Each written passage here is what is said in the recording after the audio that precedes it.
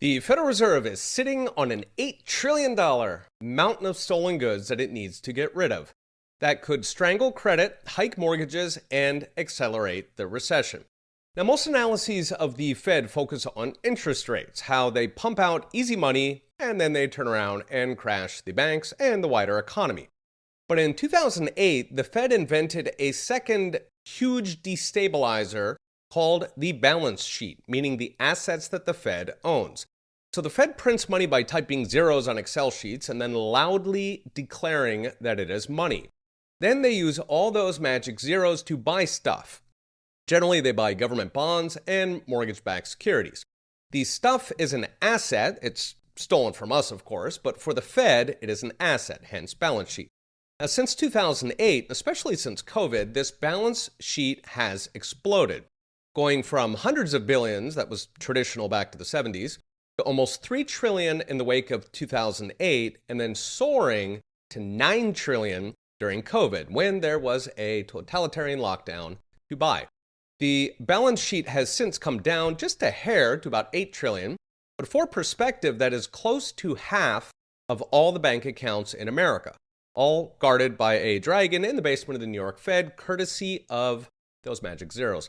Problem is what to do with all those stuff. After all, those zeros became money, meaning they drove inflation, diluting existing dollars like water into wine. So far, we've only gotten part of that inflation, roughly half, going by the amount printed. The rest is locked away in savings.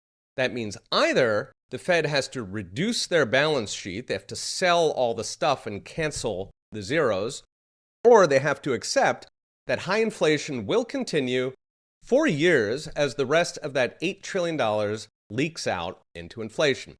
Problem is, selling all of those assets will make their price go down. That's supply and demand 101.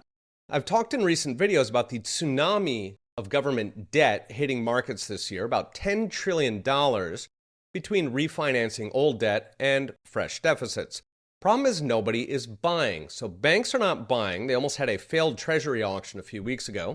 The Chinese and Saudis are not buying. They're diversifying from the dollar. Meanwhile, China has its own industries to bail out.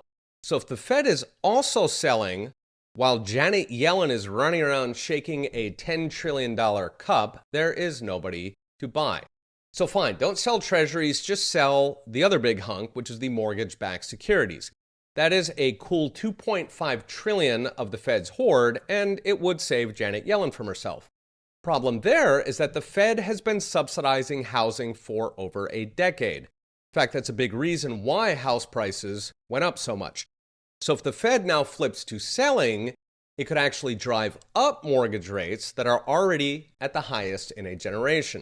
Now, given the housing market is essentially frozen at the moment, specifically because of high mortgage rates, and also given that the vast majority of Americans' net worth is in their house, in the equity, the Fed is very afraid to break housing, as it should be. So what's next? Brought to you by Unchained. By handing the lockdown gang $6 trillion to make their dreams come true, the bozos at the Federal Reserve crammed an elephant into a canoe. There is, at this point, no elegant way to get it off. Okay, we'll be watching. See you next time.